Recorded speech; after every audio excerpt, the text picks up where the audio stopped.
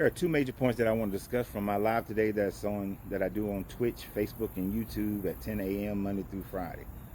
The first one I want to talk to you about, and then the second will be on another video.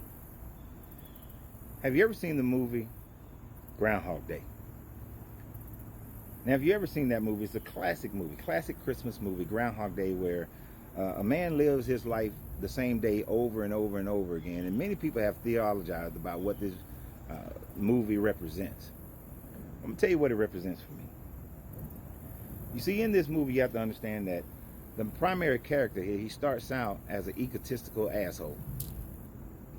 So he's an egotistical asshole, and then he has to relive this day over and over again where he's living in Punxsutawney. His ego is trying to escape this place that is containing his ego, won't allow his ego to flourish and continue on to be the asshole that he is. And then once he comes to realization of that, then he gains his power. And in realizing his power, combined with his ego, he flaunts it. He overutilizes it. He uses it to pick up women and to seduce women and rob banks and, well, armored truck. And he uses it to his own advantage. And many people use life to their own advantage when they are affixed with their ego.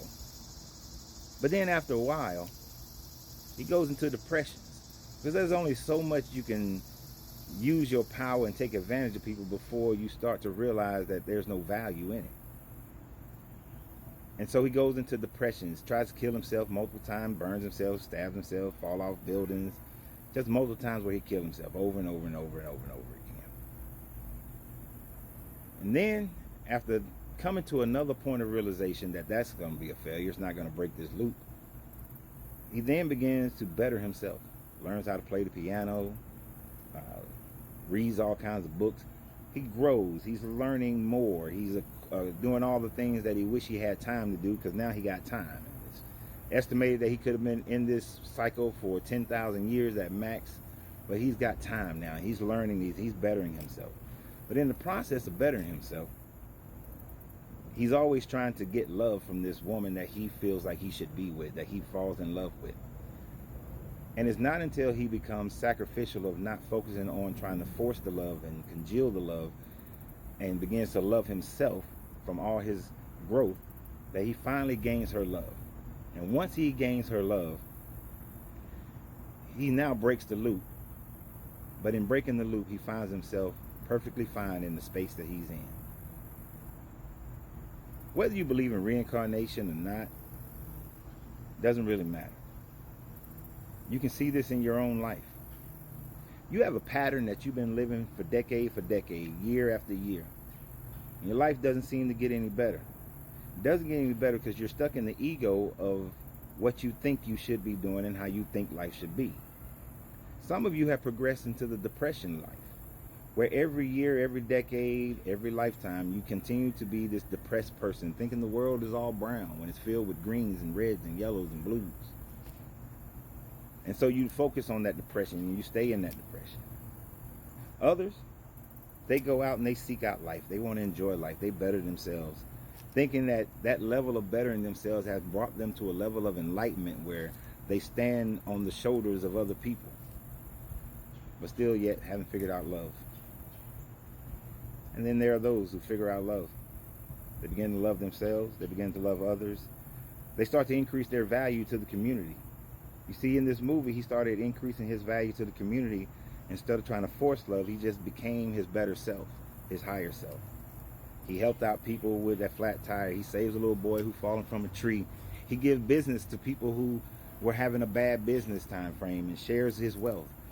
He spends time buying tickets for WrestleMania for a couple. He learns how to play the piano and takes over and makes sure that everybody has a great time. He's being selfless in being himself. The greater he makes himself, the more selfless he became to the people that were surrounding him. He increased his value to the community. And in doing so, the love flowed naturally because he developed a love for himself. Most of us don't do that. We seek out love as a challenge, something to overcome, something to control, something to have and to force, instead of just allowing your natural growth of who you are and being a service to the community or to the people that are close to you. Let that become the outgrowth of your love. It is only after doing that can you break this cycle, whether you believe in reincarnation and that you've been living life after life after life, learning to grow, to break these cycles. If you're egotistical now, that means you still are trying to get past the ego part. If you are sad now and depressed now, you're trying to get past the depression part. If you are bettering yourself, you are working, but you're not realizing that you got to do something else. You're not bettering yourself for the community, you're bettering yourself for your own selfish state. And it's not until you start understanding to better yourself for the community that love flows to you, because you love yourself enough to realize that you are a gift to everybody and everybody else is a gift to you. When your mind opens like that, that's when you'll stop the loop. When your actions are dictated by those thoughts, that's when you'll stop the loop. Whether you stop the loop in your life right now or you stop the loop in your eternal struggle to elevate your consciousness beyond this one that we currently exist in. So always remember, you have to free yourself to be yourself, because your greatness is non-negotiable. Good journey, good vibration.